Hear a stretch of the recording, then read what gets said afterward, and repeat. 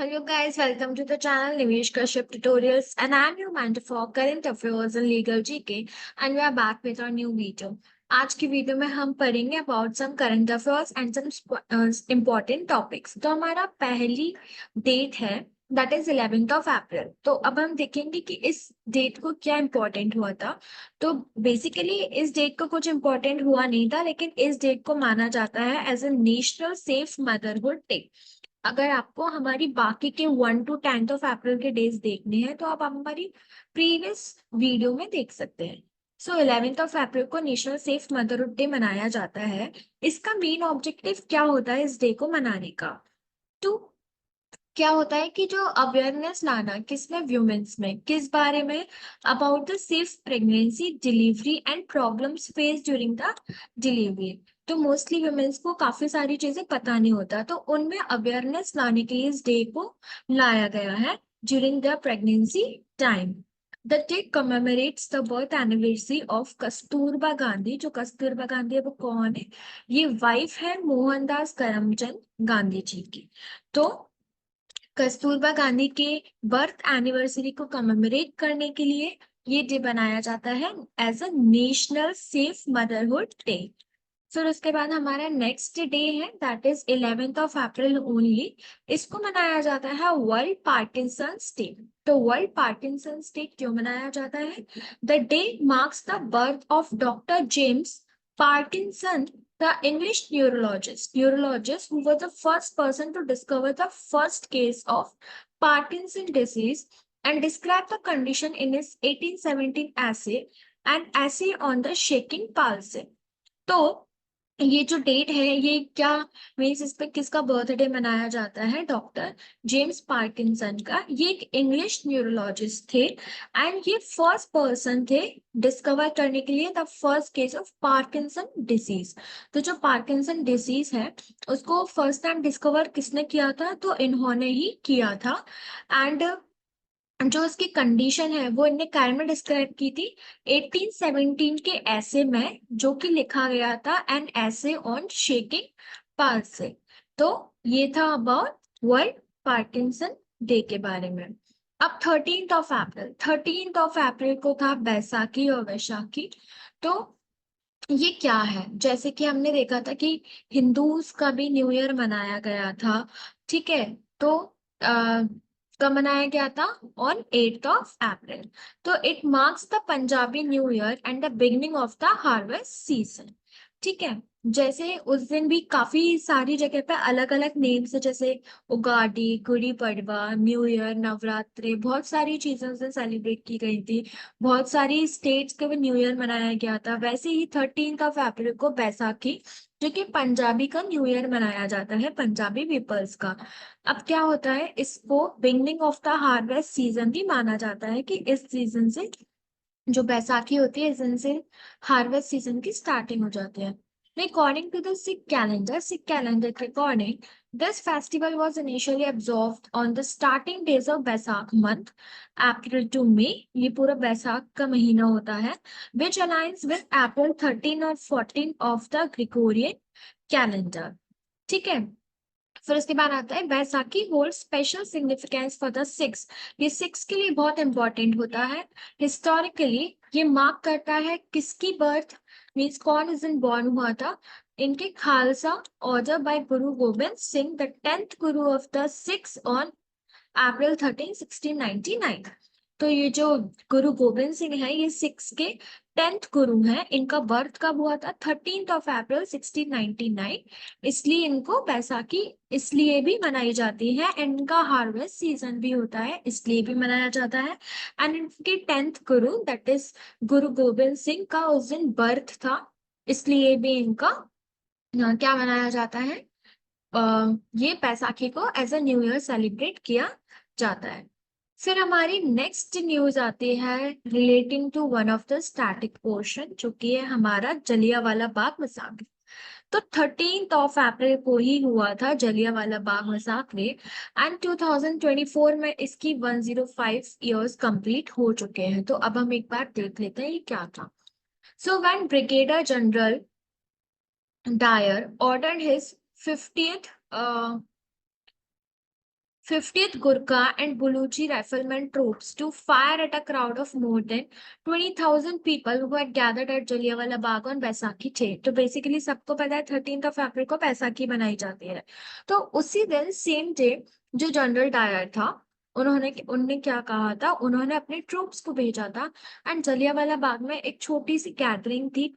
वहां पे बेसिकली थी अराउंड 20,000 पीपल्स की गैदरिंग एंड उसी टाइम पे जनरल डायर ने वहां पे अटैक कर दिया था। इस वजह से वहां पे मोस्टली लोगों की जान जा चुकी थी। अब जो डायर था वो लेफ्टिनेंट गवर्नर था पंजाब का उस टाइम पे एंड ब्रिगेडियर जनरल जो रेगिनाल डायर था वो इंचार्ज था अमृतसर सिटी का। ठीक है, तो उन्होंने इशू किया था ये ऑर्डर कि सारी पब्लिक मीटिंग्स एंड जो असेंबलीज हैं उनको क्या कर दो, उनको प्रोहिबिट कर दो उस टाइम के लिए। मीन्स कुछ टाइम के लिए जो चीजें प्रोहिबिट कर देते हैं अपन ऐसे। बेसिकली पीपल वहां पे क्यों गैदर हुए थे, तो वो बेसिकली दो फंक्शंस के लिए या टू रीजंस के लिए वहां पे गैदर हुए थे। पहला कि to celebrate the Baisakhi and जो अरेस्ट किया था डॉक्टर सतपाल का एंड डॉक्टर सैफुद्दीन किचलू का, तो अंडर द रॉलेट एक्ट 1919, तो उनके अरेस्ट के अगेंस्ट वो लोग वहां पे मिले हुए थे। वी कैन से जैसे हम बोलते हैं धरने पे बैठना। तो बेसिकली इनके दो रीजंस थे, उनकी अरेस्ट के लिए भी ये लोग बैठे हुए थे वहां पे एंड बैसाखी सेलिब्रेट करने के लिए भी। नाउ द रॉलेट एक्ट, जिसको ब्लैक एक्ट भी बोला जाता है, was passed on March 10, 1919, authorizing the government to imprison or confine without a trial any person associated with seditious activities। तो ये पास कब किया गया था? 10 मार्च 1919 को पास किया गया। अब हमारी नेक्स्ट न्यूज है अबाउट क्या, about the international day of human space, जो कि मनाया जाता है कब? इसको मनाया जाता है 12 अप्रैल।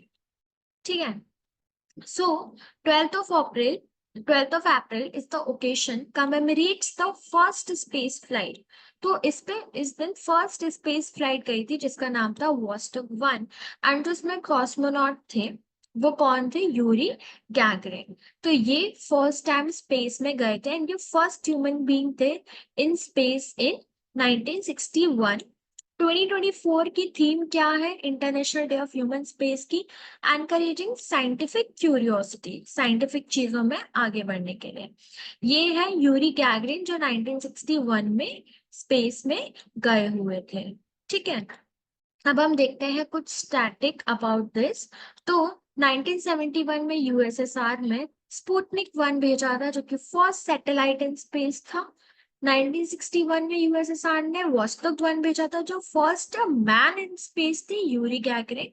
ठीक है, ये फर्स्ट सैटेलाइट इन स्पेस थी, ये फर्स्ट मैन इन स्पेस थी। 1963 में वॉस्टोक 6 भेजा था जिसमें फर्स्ट ह्यूमन इन स्पेस थी जिनका नाम था वेलेंटीना टेरेस्कोवा। 1969 में नासा ने अपोलो 11 भेजा था जो कि first man on the moon थे, दैट इज नील आर्मस्ट्रॉन्ग। ठीक है, सो बेसिकली ये स्टैटिक पार्ट के लिए बहुत इंपॉर्टेंट हो जाता है। फिर उसके बाद आता है हमारा पार्किंसन डिसीज। तो ये पार्किंसन डिसीज क्या है? ठीक है, सो लेट्स सी कि पार्किंसन डिसीज क्या है। It is progressive neurological disorder that affects the nervous system and the parts of the body controlled by the nerves। ये क्या करता है? नर्वस सिस्टम को अफेक्ट करता है एंड उन पार्ट्स एंड उन बॉडी के पार्ट्स को जो कि नर्व्स के कनेक्टेड है। ठीक है, तो बेसिकली ये एक न्यूरोलॉजिकल डिसऑर्डर है।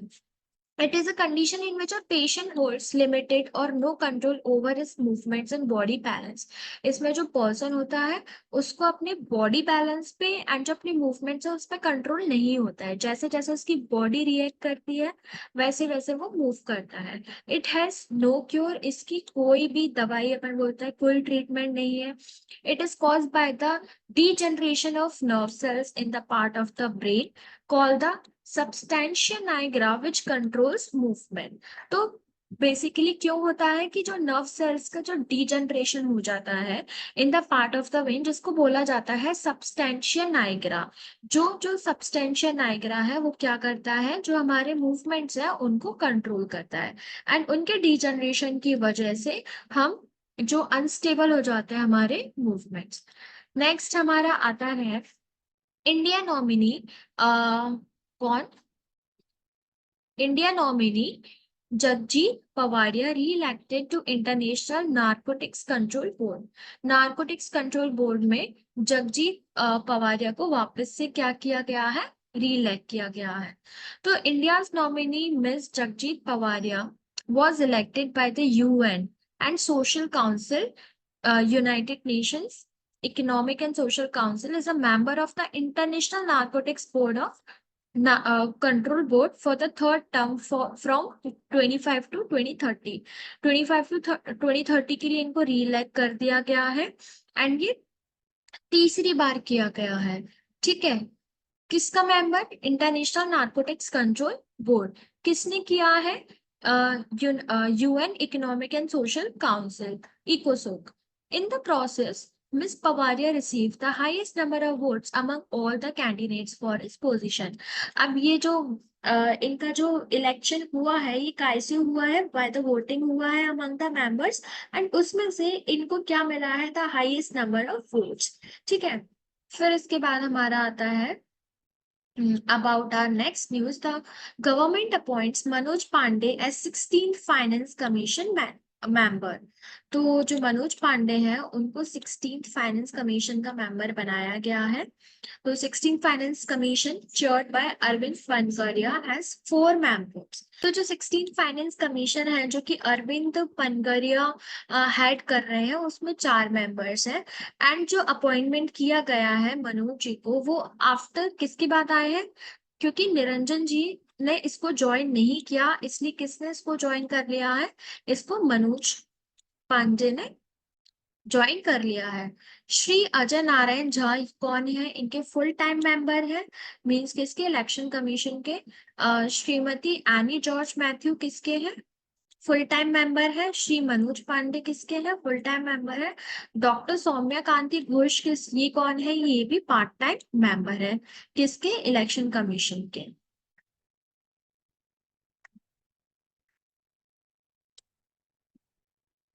Now our next news is right against climate change is interlinked to Article 21 and 40। तो जो right है against climate change वो किससे interlinked है? आर्टिकल किससे? 21 and 40 से। So in its first, the Supreme Court, through its judgments, and recognized a right to be free from the adverse effects of climate change as a distinct right। तो जो adverse effect है means climate change के मतलब climate के adverse effect से free होना हमारा एक डिस्टिंक्ट राइट है। कोर्ट ने कहा है कि आर्टिकल 14 जो कि बोलता है equality before law and the equal protection of law और आर्टिकल 21 कहता है right to life and personal liberty. ठीक है, ये दोनों इंपॉर्टेंट सोर्सेस है of the Indian constitution and इसकी वजह से मींस जो adverse effects of climate change है और ये है ये आर्टिकल 14 एंड आर्टिकल 21 हमें ये राइट दिलाता है कि हमें इन एडवर्स इफेक्ट से फ्री किया जाए, बचाया जाए।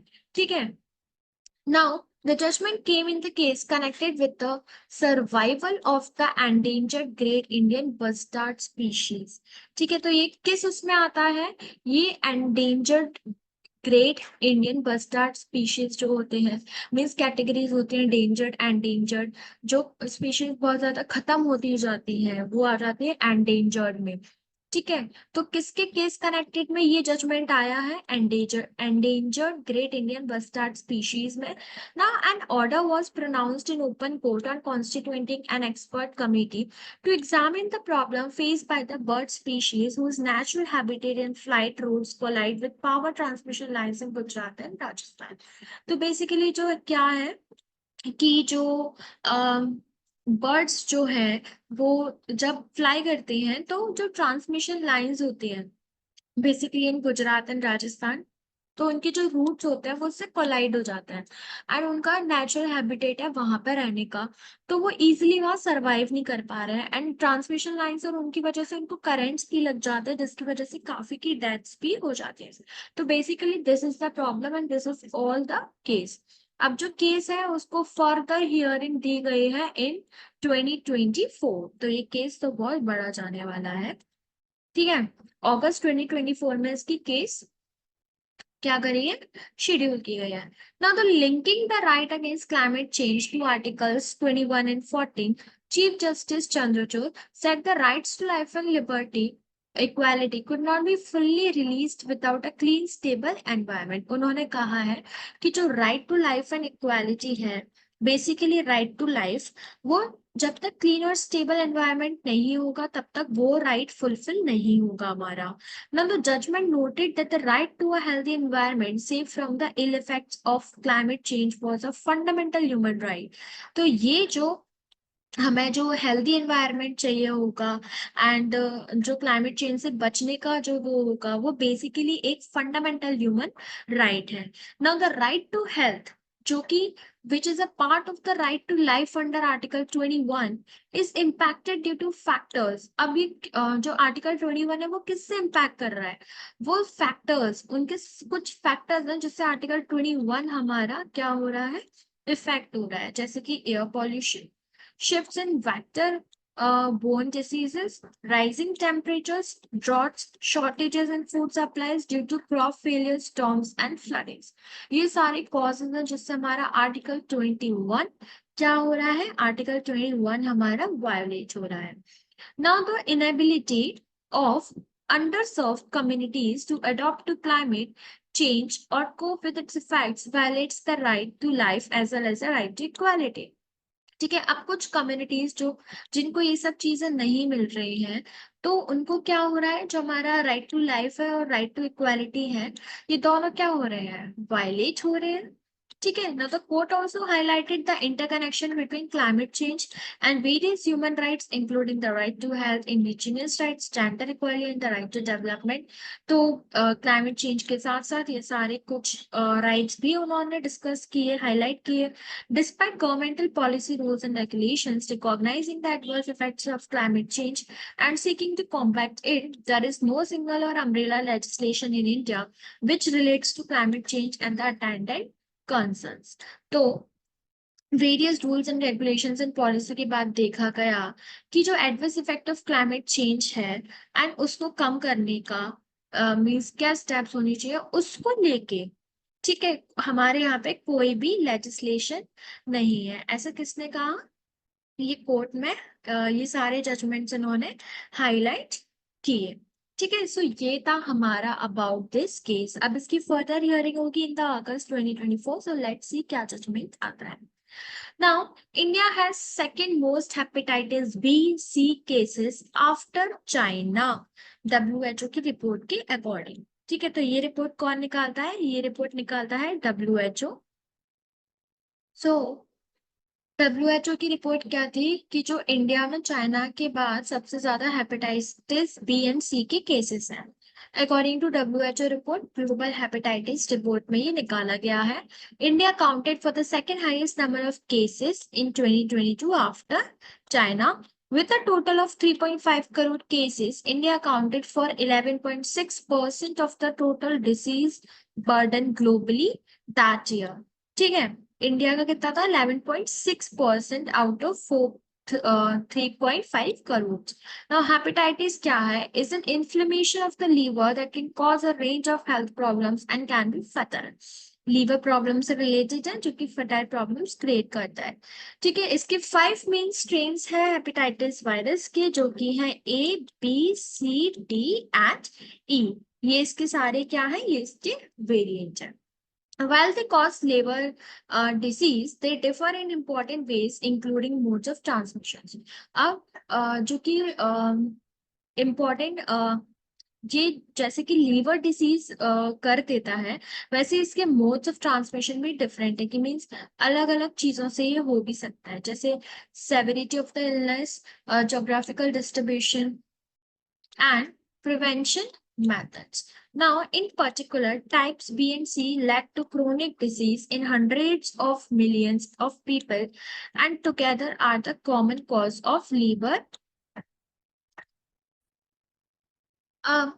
ठीक है. So in particular, types B and C led to chronic disease in hundreds of millions of people, and together are the most common cause of liver cirrhosis, liver cancer, and viral hepatitis related deaths. तो ये थे B and सी के relation में. Okay. So guys, this was the end of the video. I hope that you would like our video. Before going, just like the video, share it, hit the bell icon, also subscribe to the channel. And also, thanks for watching the video. Also, you can write in the comment section how you liked it. And also, you can get the PDF of this video on our YouTube, on our Telegram channel. The link is in the description. Thank you.